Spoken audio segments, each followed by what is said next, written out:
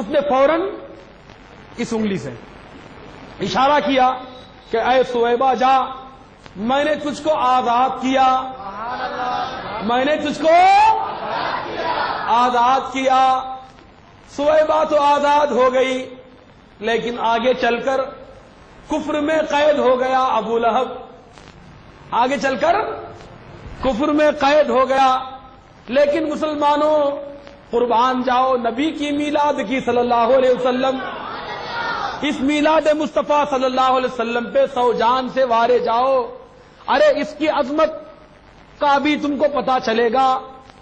ابو لہب نے خوشی منائی حالت کفر میں، سرکار کا میلاد منایا۔ اس نے سرکار ہم تو منا رہے ہیں میلاد نبی، ہم منا رہے ہیں، اس نے منایا میلاد بھتیجا۔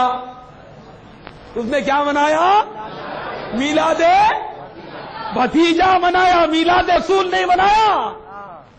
اس نے منایا میلاد بھتیجا، اور ہم منا رہے ہیں میلاد مصطفیٰ، میلاد رسول، میلاد نبی۔ اور اس نے منایا حالت کفر میں، ہم منا رہے ہیں حالت ایمان میں،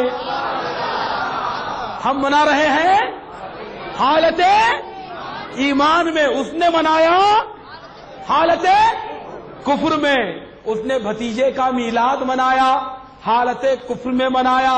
جب کفر میں مرا تو اور مر کے اتنی بری موت مرا، اتنی بری موت مرا کہ اللہ تعالیٰ کسی کو ویسی موت نہ دے۔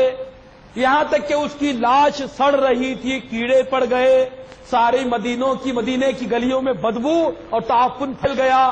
تب سارے مدینے کے لوگوں نے جا کے اس کے بیٹوں سے اور بیوی سے ام جمیل سے کہا کہ اس سے بیماری پھیلنے کا خدشہ ہے۔ تو جب لوگوں نے جا کے ان پہ زور ڈالا تو تب انہوں نے بھنگیوں کو کچھ پیسے دے دیے کہ کھینچ کے لے جا کے کسی گڑھے میں ڈال دو۔ تو گڑھے میں لے جا کے ڈال دیا گیا، بلا پاک ہوئی۔ لیکن مسلمانوں سنو، اس کے مرنے کے بعد سیدنا عباس بولو رضی اللہ تعالیٰ عنہ نے اس کو خواب میں دیکھا، چونکہ ان کا بھائی تھا۔ خواب میں جیسے ہی ابو لہب کو دیکھا تو پوچھا یا ابا لہب ما فعل اللہ بک، اے ابا لہب، اے ابو لہب یہ بتا کہ اللہ تعالیٰ نے تیرے ساتھ کیا معاملہ فرمایا؟ تو ابو لہب کہتا ہے اے بھائی، جب سے میں مرا ہوں کوئی چین نہیں، کوئی سکون نہیں، سخت سزا اور عذاب میں مبتلا ہوں۔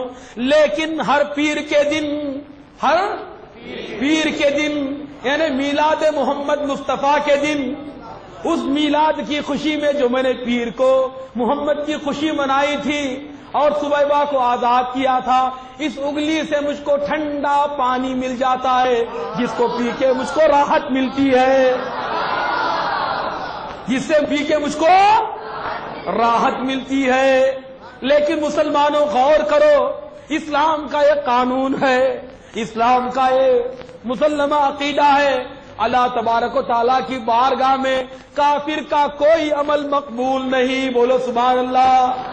کافر اگر کوئی کافر ہمالیہ پہاڑ کے برابر بھی سونا خیرات کر دے، کروڑوں نیکیاں کر لے، دنیا بھر کے نیکیاں کرے، جب تک لا الہ الا اللہ محمد الرسول اللہ وہ نہیں کہے گا، صدق دل سے زبان سے اقرار نہیں کرے گا، ایمان نہیں لائے گا، اس کا کوئی عمل مقبول نہیں، چاہے وہ کوئی بھی بابا ہو، سائی بابا ہو یا کوئی اور بابا ہو، کسی بابا کا کوئی عمل اللہ کی بارگاہ میں مقبول نہیں اور اس کو کوئی اجر نہیں دیا جاتا۔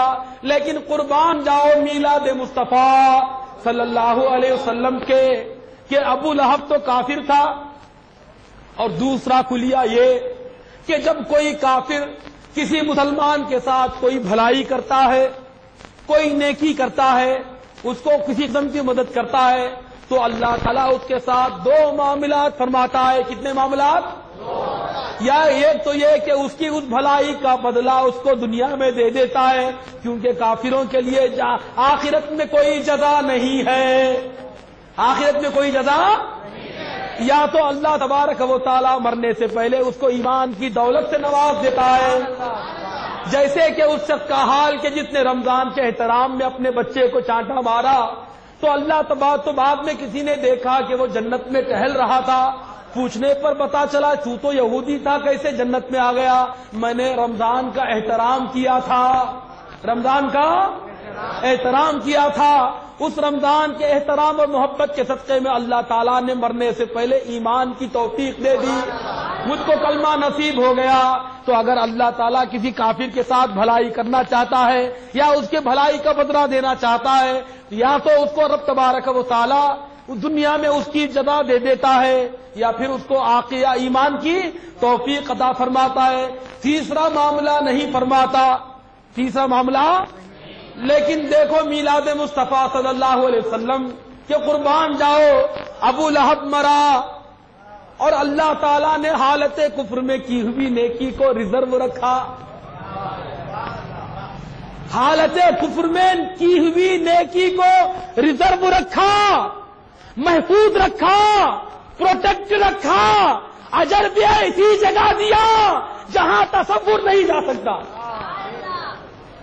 جہاں انسان کو سب سے زیادہ ضرورت ہو وہاں میلاد کی نیکی ابو لہب کو دے رہا ہے. جہنم میں بھی بھلا کسی کو ثواب ملتا ہے؟ مسلمانوں عاشقوں غور کرو, کیا کسی کو جہنم میں بھی ثواب ملتا ہے؟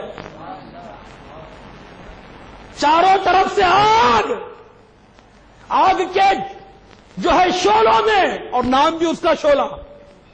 لہب کے معنی ہی آگ کا شعلہ ہے, لہب کے معنی ہے شعلہ, وہ نام بھی شعلہ. اور گیا بھڑکتی ہوئی آگ میں سیصلیٰ نارا ذات, گیا بھڑکتی ہوئی آگ میں خود بھی آگ اور چاروں طرف بھی آگ. ویسے میں میلاد کی برکت سبحان اللہ. اور وہ بھی کیسے بنائی تھی؟ نبی سمجھ کے نہیں, نبی جس کی مذمت میں تبت یدا, جس کی مذمت میں تبت یدا, اس کو جہنم میں دوشمبہ کے دن, پیر کے دن, ایوری منڈے ٹھنڈا ٹھنڈا میٹھا میٹھا. مسلمانوں غور کرو, میلاد منانے والوں اپنی قسمتوں پہ ناز کرو کہ رب تبارک و تعالیٰ نے ہمیں غلامان مصطفیٰ اور ہمیں عاشقان مصطفیٰ اور ذاکران ذاکرین مصطفیٰ میں بنایا, ذاکرین مصطفیٰ میں بنایا,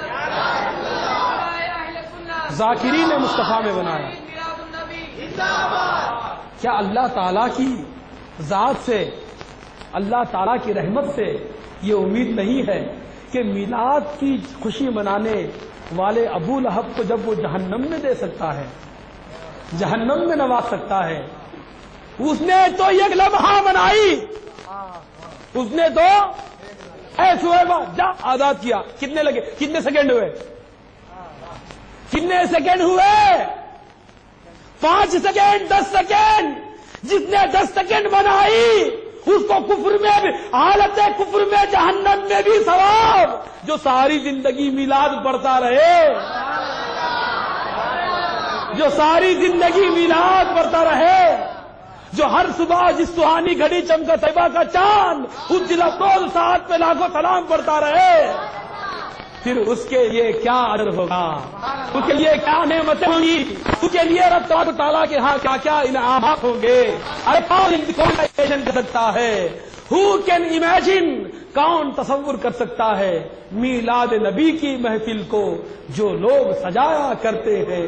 فردوس بری میں ان کے لیے ہے محل بنائے اللہ نے, ہاں فردوس بری میں ان کے لیے ہے محل بنائے اللہ نے. تو مسلمانوں یہ سرکار دو عالم اس سے بڑی دلیل. اب کل کوئی پوچھے وہابی کہ میلاد تو شرک ہے, آپ اب مسجد میں جو ہے مساور محلے کی شاپئی مسجد میں جم کے رات 2 بجے تک کیا کر رہے